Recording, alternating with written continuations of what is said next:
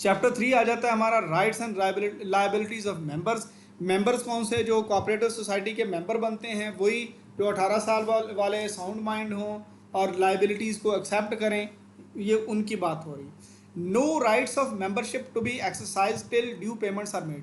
Society जितनी membership की fees लगाती है, अगर आपने वो फ़ीस दी है तो आप सोसाइटी के राइट्स को जो है वो एक्सरसाइज कर सकते हैं, अदरवाइज नहीं कर सकते। ठीक है। और आपकी मेंबरशिप जो है वो अंडर द एक्ट या फिर बाई लाज जो सोसाइटी के हैं उनके मुताबिक मिलेगी, और ड्यू फीस जो है वो आप पे करेंगे तो आपको वो राइट एक्सरसाइज करने का जो है वो अथॉरिटी होगी। 17A क्या कहता है? Special provision for membership of resource societies. तो ये जो रिसोर्स सोसाइटीज़ वगैरह की कुछ स्पेशल हैं कि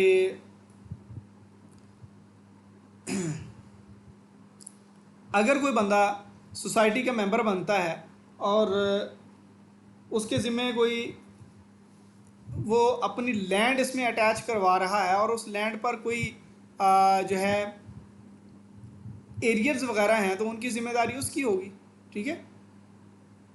और जो उसमें वो डिक्लेयर करेगा जितनी ज़िम्मेदारी वो उतनी ही होगी, और अगर वो ज़िम्मेदारी डिवाइड करवाता है, ठीक है, बाकी सोसाइटी के ऊपर, तो फिर जितनी ज़िम्मेदारी सोसाइटी की है वो बाकी मेंबर्स के लिहाज से वो उनकी होगी, जितनी उस अकेले की है वो उसकी होगी। ठीक है। इसको थोड़ा सा रीड भी कर लेते हैं कि इसमें कोई और चीज़ तो नहीं आ गई। Every application made by any person for membership of an agricultural credit society shall be accompanied by a declaration specifying the immovable property of which he agrees to have a charge। तो किसी भी चीज़ के ऊपर अगर उसके कुछ arrears जमा हैं, ठीक है, तो उसका वो बाकायदा तौर पे डिक्लेयर करेगा। Created for the dues of the society. Societies की तरफ अगर उसके कुछ ड्यूज़ बनते हैं, एग्री करता है, वो लाइबिलिटीज बनती है। And no such person shall be admitted as a member or shall exercise rights of a member of such society unless he makes such declaration. जितनी जिम्मेदारी सोसाइटी की तरफ से उस पर पड़ती है उसको अगर वो कबूल नहीं करता तो उसकी मेंबरशिप नहीं होगी। फिर कोई भी मेंबर जो एग्रीकल्चरल क्रेडिट सोसाइटी का है may at any time make a declaration, वो उसमें डिक्लेरेशन, ये तो नया मेंबर या फिर पुराना मेंबर किसी भी टाइम पे डिक्लेरेशन दे सकता है as in class 1 regarding immovable property on which he agrees to have a charge created for the dues of the society of which he is a member. ठीक है। तो जो जिस इमूवेबल प्रॉपर्टी को लेकर सोसाइटी में उसके साथ एग्रीमेंट हुआ है उसके ऊपर जो भी लाइबिलिटीज़ हैं, नया मेंबर भी उसके ऊपर डिक्लेरेशन दे सकता है और पुराने मेंबर से भी डिक्लेरेशन ली जा सकती है। A declaration made under class 1 और 2 मे बी वेरीड, वो वेरी कर सकती है मेंबर टू मेंबर। ठीक है। With the consent of society in favour of which such charge is created. Charge वही जिसको हम कहते हैं लाइबिलिटी, जिम्मेदारी। No member of an agricultural credit society so long as he continues to remain such member shall alienate। जब तक कोई बंदा सोसाइटी का मेंबर है वो अपनी लैंड का जो उसका हिस्सा है, ज़ाहिर है एग्रीकल्चरल क्रेडिट में ज़मीनें का भी कॉपरेशन म्यूचुअल कोई अंडरस्टैंडिंग होगी ना कि इतनी लैंड इस बंदे की यहाँ कर हम इकट्ठी करके काश्त करेंगे वगैरह वगैरह, तो वो बंदा उसको एलिनेट यानी आगे किसी को ट्रांसफ़र नहीं कर सकता। Any alienation of any property specified under in the declaration made, जो declaration में आ गई है ज़मीन उसने अगर उसको एलिनेट किया है या आगे दिया है तो वो एलिनेशन शैल बी वाइड। ठीक है। और उसके बाद एक और चीज़ है कि subject to the prior claim of government. अगर गवर्नमेंट कहती है कि ये जो ज़मीनें आपने इकट्ठी कर ली हैं, ए पर्सन की भी, बी की भी, सी की भी, हमारे जो इनके ऊपर लैंड एरियर्स पड़े हुए हैं, तो वो लैंड एरियर्स जिनके ऊपर ड्यू थे वही देंगे। ठीक है। Extent of any debt or other outstanding demand owing by such member to the society. यानी ये लोग जो है वो सोसाइटीज़ के थ्रू फिर उसको क्लियर करवाएंगे, लेकिन देना इन लोगों ने ही है पैसे।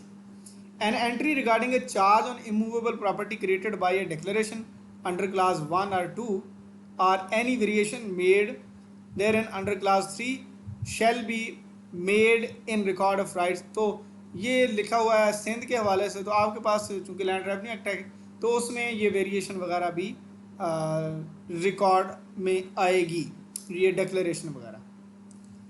एक्सप्लेनेशन है, for the purpose of this section and agricultural credit society means a resource society of which the primary object is the creation of funds to be lent to. उन्होंने फंड्स इकट्ठे करने अपने मेंबर को देने के लिए।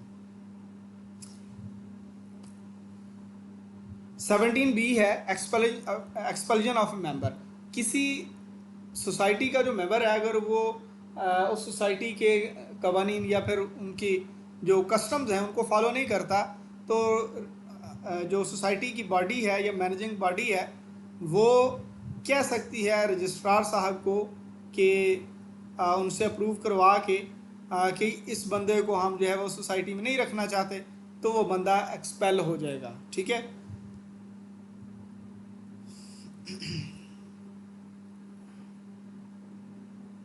उसके बाद डिसीजन है और रजिस्ट्रार की अप्रूवल है, और अगर वो बंदा हमने एक्सपेल किया है और वो डिफ़ाल्टर है हाउसिंग सोसाइटी के लिहाज से, तो उसका प्लॉट भी हम कैंसिल करेंगे। और अगर वो बंदा अपने तय डिफ़ाल्टर नहीं था, अपने काम के लिहाज से, अपने फंड्स के लिहाज से डिफ़ाल्टर नहीं था, वैसे उसने हमारे लॉज को या हमारी जो कस्टम्स है उनको फॉलो नहीं किया, तो प्लॉट फिर हम उसका देंगे क्योंकि उसने ड्यू पेमेंट की हुई है। ठीक है।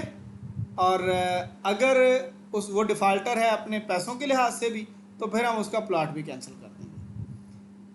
17C है transfer of interest in a housing society. A member of society shall cease to be member. जब वो बंदा जो है मेंबर नहीं रहा, पास्ट मेंबर हो गया, तो उसका कोई इंटरेस्ट इमूवेबल प्रॉपर्टी का वो अगर उसकी फेवर में मौजूद है या इनहेरिटेंस में, गिफ्ट में या किसी भी सूरत में, such interest shall subject to the rules be admitted as member. तो जिन रूल्स के ऊपर उसने जिनको एडमिट किया हुआ है सोसाइटी के लिहाज से, उनके अकॉर्डिंग ही उसको वो राइट मिलेगा, provided that where more than one person, एक से ज़्यादा लोग अगर होंगे तो जाहिर है एक मेंबर को हमने हटा दिया, उसका राइट हम अब किसको देंगे। तो अगर तो वो चीज़ दो में डिवाइड हो रही है, दो लोगों में, तो जो ओल्डर होगा उसको हम दे देंगे। ठीक है। Provided further that where a minor, अगर कोई बच्चा जिसको राइट जा रहा है, ठीक है, एक बंदे ने इस सोसाइटी के अंदर उसका हिस्सा था लेकिन उसने किसी भी तरह से अपनी वो इमूवेबल प्रॉपर्टी आगे दे दी है, तो ज़ाहिर है अब जिसके पास प्रॉपर्टी जाएगी ऑटोमेटिकली वो मेंबर बनेगा ना हाउसिंग सोसाइटी का। तो वो अगर एक बंदा बन रहा है तो ठीक है, ओके है, जिसको भी वो अपनी चीज़ दे रहा है आगे, वो वाली लैंड, वो वाली इमूवेबल प्रॉपर्टी जो सोसाइटी का भी हिस्सा है और बंदे की मलकियत भी है। ठीक है। तो अगर दो में जा रही है तो ओल्डर वन जो है उसको हम सोसाइटी का मेंबर समझेंगे उस लिहाज से, और अगर बच्चा है तो बच्चे का कोई जो सरपरस्त होगा, गार्डियन होगा, हम उसको मेंबर समझेंगे। क्योंकि हमें सोसाइटी में अगर बंदा अपनी ज़मीन किसी और को ट्रांसफ़र कर रहा है तो जिसको जा रही है हम उसको बतौर मेंबर एक्सेप्ट करेंगे, क्योंकि इसके पास तो अब ज़मीन ही नहीं रही। वोट ऑफ मेंबर्स क्या है? हर मेंबर के पास जो है वो एक वोट होता है, और चेयरमैन के पास एक नॉर्मल वोट और एक कास्टिंग वोट, अजाफी वोट भी हो सकता है अगर कहीं पे टाई हो जाए, मामला बराबर हो जाए vote. General body and managing committee क्या होती है? The powers and management of a society shall vest in its general body. ये भी कुछ अफराद की होगी। ठीक है। और a society shall have a managing committee, और एक अलग से मैनेजिंग कमेटी भी होती है, एक जनरल बॉडी, एक मैनेजिंग कमेटी, जो अकॉर्डेंस विद द रूल्स या फिर बाई लॉज जो है वो बनाई जाती है। ठीक है। Disqualification for being and for voting at an election of director, managing director या मैनेजर या फिर ऑफिसर ऑफ सोसाइटी। आपका वोट जो है वो कब काउंट नहीं होगा या आप कब इलेक्शन में हिस्सा लेने के अहल नहीं होंगे, अगर आप डिफ़ाल्टर हैं और 6 महीने तक आपने अपने पैसे नहीं दिए, आप बैंक्रप्सी की तरफ जा रहे हैं, या फिर अगर आपने कोई लोन लिया था 6 मंथ तक 3 इंस्टॉलमेंट आपने पे नहीं की, या फिर आपने यकमुश्त अगर पे करना था तो उसकी डेट को 6 माह हो गए हैं, तो आप हो जाते हैं डिफ़ाल्टर। और अगर आप सोसाइटी के मेंबर हैं तो सोसाइटी के मेंबर में से जो भी डिफ़ाल्टर होता है किसी भी मामले में, चाहे वो अपने मामले में या सोसाइटी के मामले में, तो उसका वोट काउंट नहीं होगा। restrictions on transfer of share or interest. The transfer or charge of the share or interest of a member in the capital of a society shall be subject to the such condition. ये ऊपर बात हुई है पहले कि एक land जो है किसी और को ट्रांसफ़र हो रही है या इंटरेस्ट ट्रांसफ़र हो रहा है, तो जिन रूल्स के ऊपर उसने एग्री किया है उनके मुताबिक होगा। A member shall not transfer any share held by him or his interest in the capital or property of any society, any part thereof, unless क्या है कि ही उसके पास कम से कम 1 साल से वो राइट होना चाहिए, वो फिर ट्रांसफ़र कर सकेगा। Or the transfer or charge is made on the society or to a member of the society or to a person whose application for membership has been accepted. तो ये किसको राइट जा सकता है? एक तो कोई नया मेंबर हो जो एक्सेप्ट हुई है जिसकी एप्लीकेशन, उसको जा सकता है, या फिर सोसाइटी को भी जा सकता है वो इंटरेस्ट, या सोसाइटी के किसी पुराने मेंबर को भी जा सकता है। नेक्स्ट चैप्टर हमारा ड्यूटीज़ ऑफ सोसाइटीज़। तो सोसाइटी की भी कुछ ड्यूटीज़ होंगी। पहला तो ये है कि उनका कोई ऑफिशियल एड्रेस और ऑफिस होना चाहिए, ठीक है, लोगों ने आना जाना है, विज़िट करना।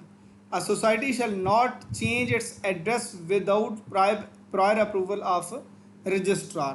रजिस्ट्रार की अप्रूवल वो लेंगे, उसके बाद क्रेडिटर्स वगैरह को इन्फॉर्म करेंगे, ठीक है, और जहाँ एप्लीकेबल जहाँ पे क्रेडिटर्स होते हैं, फिर उस लिहाज से वो 2 नेशनल डेली न्यूज़पेपर के अंदर ये देंगे, अपना पहुँचाएंगे ये नोटिस कि हम एड्रेस चेंज कर रहे हैं। और ये सारा कुछ करने के बाद जब रजिस्ट्रार साहब की अप्रूवल आ जाएगी तो वो भी कम्युनिकेट किया जाएगा क्रेडिटर्स को कि ये अप्रूवल आ गई है, उसके बाद ऑफिस का एड्रेस चेंज हो जाएगा।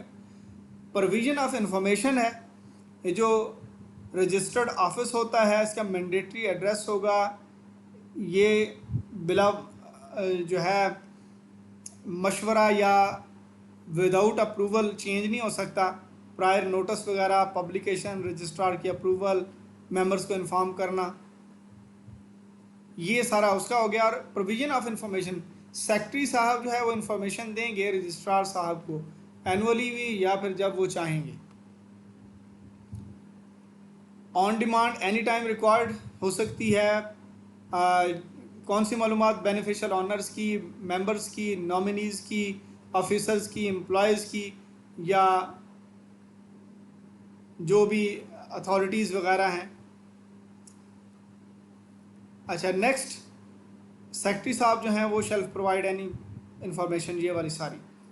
Provision of information by registrar, the registrar shall provide information to any officer or the authority, ये 20A के अंदर upon a request in writing regarding the member and beneficial owner, इन सब को बताया जाएगा assets वगैरह held by members in the society, their addresses, nominees of the member properties and financial condition of the society।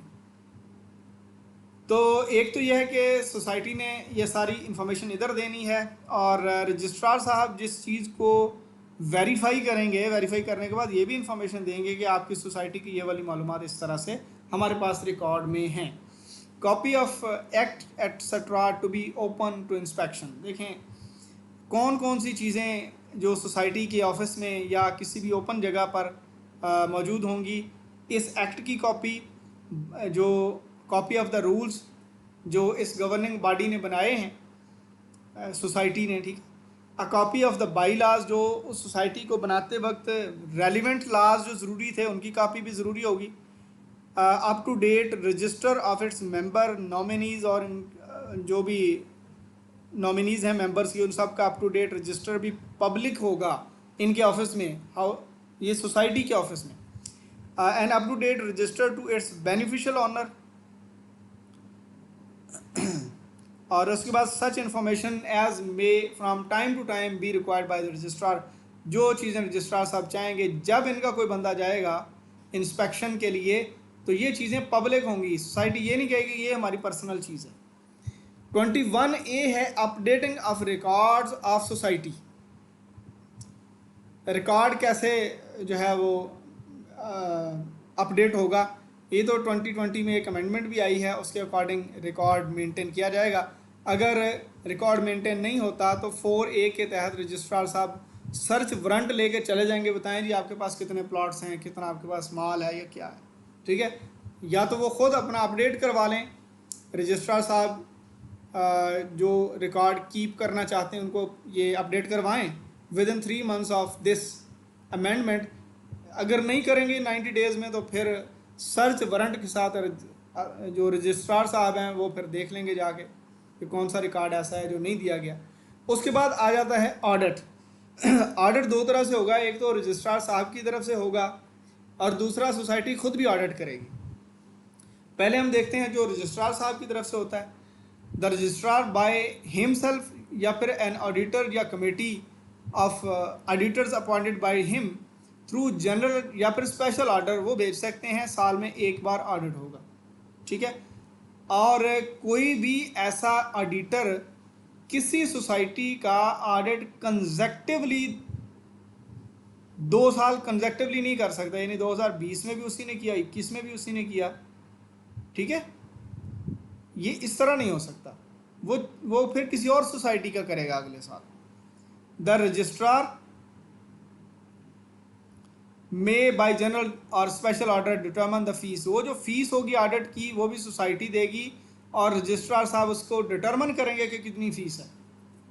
अच्छा, एक और चीज़ है कि ये जो ऑडिट इसमें क्या क्या होगा, एग्जामिनेशन ऑफ ओवरड्यू डेट्स जो हैं अगर कोई हैं, फिर verification of cash balance, securities या कोई भी एसेट्स लाइबिलिटीज, सारे का सारा रिकॉर्ड देखा जाएगा। The registrar or other person auditing accounts of any society shall have free access to the books accounts, वो पहले भी बात हुई है। मज़ीद कुछ चीज़ें और भी हैं, जो ऑडिटर हैं उनको ये बैंक की अकाउंट्स या बुक्स वगैरह इन सारी चीज़ों तक रसाई हासिल होगी। ये इसकी समरी भी है। 1 साल में ऑडिट होगा एक बार, और सेम बंदा एक सोसाइटी का 2 कंसेक्टिव ईयर ऑडिट नहीं कर सकता। फ़ीस रजिस्ट्रार साहब डिटरमिन करेंगे, सोसाइटी देगी और ये सारी चीज़ें चेक होंगी। ऑडिट के अंदर फुल कोऑपरेशन करेंगे डायरेक्टर या officer of the society to the auditors, ठीक है। कोऑपरेशन किसके लिए, ऑडिट करने के लिए जो आएंगे, और पावर वगैरह समन वगैरह भी कर सकते हैं ऑडिटर्स, ठीक है। 22A है हमारे पास, power of registrar to assess damage. पहली बात यह है कि power of registrar to exercise power under section 50A in the course of an audit. किसी ऑडिट के मामले में अगर registrar that there exist any such ground, और जो 50A में बताया गया है, अगर कोई गफलत बरत रहा है कोई प्रमोटर वगैरह, तो उस लिहाज से वो अपनी पावर को जो है वो एक्सरसाइज करेंगे। उसके बाद इंटरनल ऑडिट कमेटी, तो हर सोसाइटी की इंटरनल ऑडिट कमेटी भी होगी, ठीक है, जो कम से कम 3 मेंबर पर मुश्तमिल हो सकती है। और ये अंदरूनी जो ऑडिट करेंगे ये रजिस्ट्रार साहब को ये ऑडिट की रिपोर्ट कंपाइल होने के 1 मंथ में जमा भी करवाएंगे, ठीक है।